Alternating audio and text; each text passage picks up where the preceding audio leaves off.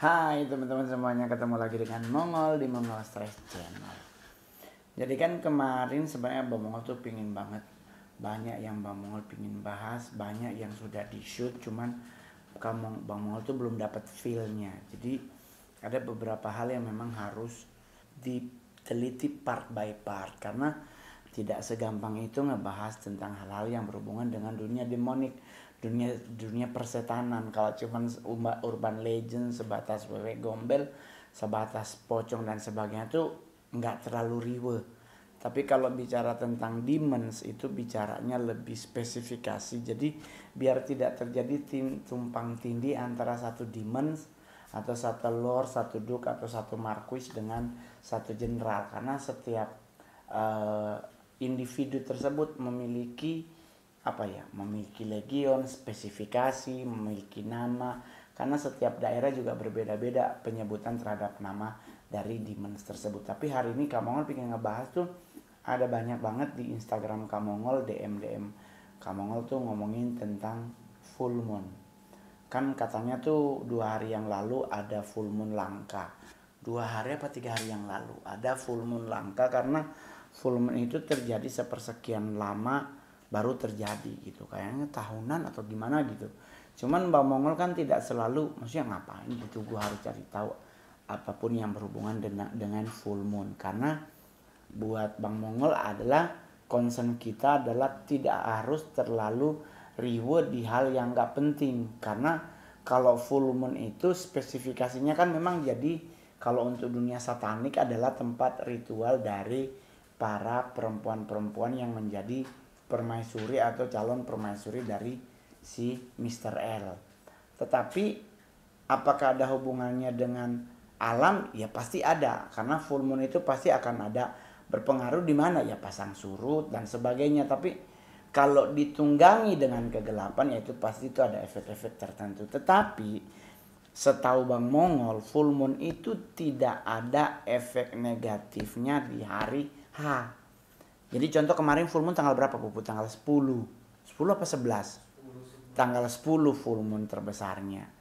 Nah, full moon itu di tanggal tersebut itu nggak ada efek apa-apa, karena hanya malamnya itu dilakukan ritual para Sister of the Light maupun wanita-wanita pemuja setan. Apa maksudnya, penyihir, warlock dan sebagainya. Mungkin kayak kalau bahasa Inggrisnya tuh warlock, werewolf tuh akan bergerak di masa full moon.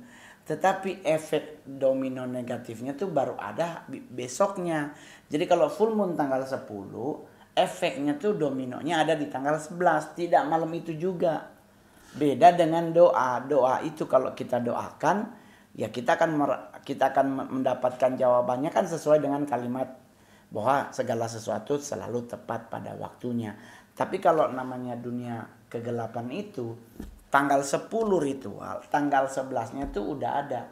Bentuknya apa Bang? Energi.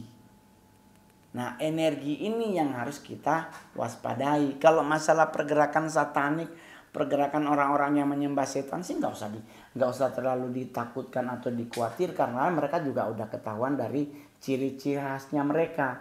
Tetapi kalau bentuknya energi, ini yang tidak terlihat. Ini yang akan merasuki beberapa orang tertentu yang mungkin atau bisa dipastikan adalah mereka yang tidak tidak beriman, tidak punya agama, karena pasti akan gampang terpengaruh dari sisi emosi, gampang terpengaruh dari sisi main, dari pikirannya, gampang disetir oleh siapapun. Padahal kalau kita berpegang teguh pada Tuhan, kan ada perlindungan. Kalau orang bilang tuh make a seal. Jadi lu bikin semacam tameng. Tapi kalau lu nggak punya Tuhan, ya hancur, karena energi itu akan menyasar kepada mereka-mereka yang tidak punya powerful, tidak punya kekuatan untuk menangkis serangan energi ini. Karena kalau lu dilempar batu, batunya kelihatan.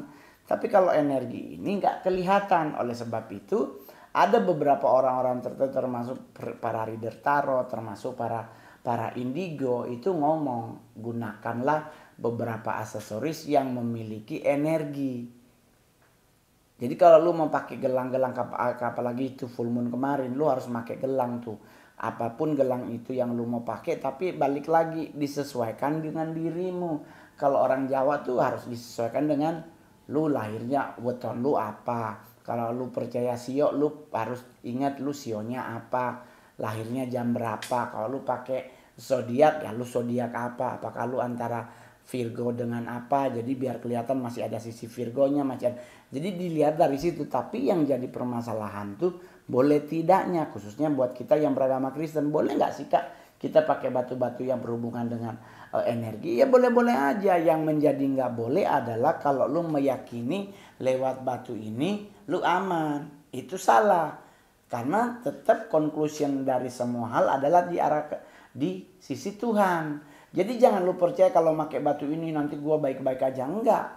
Baik-baik aja itu karena berkat kemurahan Tuhan, bukan karena batu. Tetapi kalau lu menggunakan batu, setidaknya energi yang ada di sekeliling lu yang membuat mood lu gampang tersulut, membuat emosi lu gampang tersulut, membuat lu merasa kayak kurang damai, ya itu bisa tercover by aksesoris tersebut.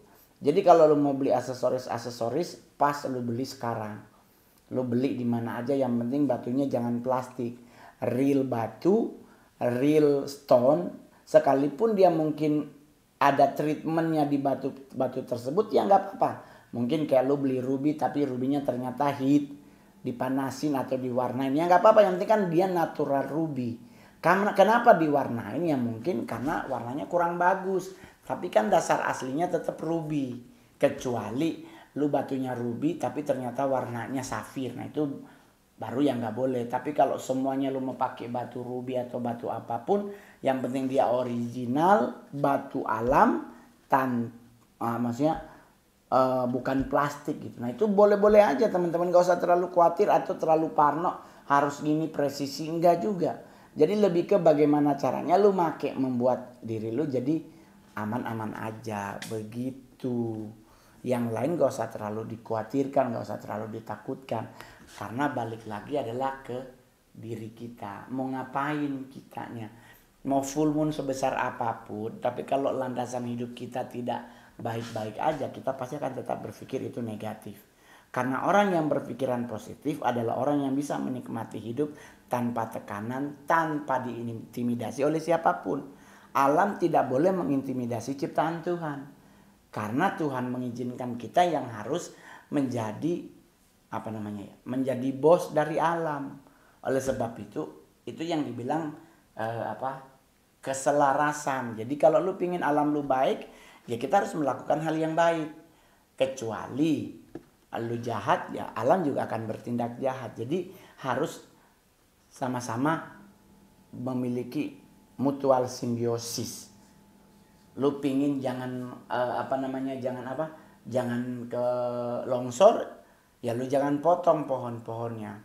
Lu pingin rumah lu disapa oleh orang banyak, ya jadilah orang yang supel.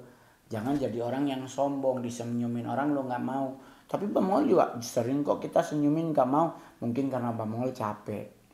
Tapi sebisa mungkin Bang Mongol tidak pernah melewati kaidah yang udah ada. Jadi buat teman-teman semuanya, efek domino full moon akan tetap ada sampai kurang lebih 2 minggu setelah full moon kemarin. Berarti kalau ini hari keempat, masih ada kurang lebih seminggu 7 ya.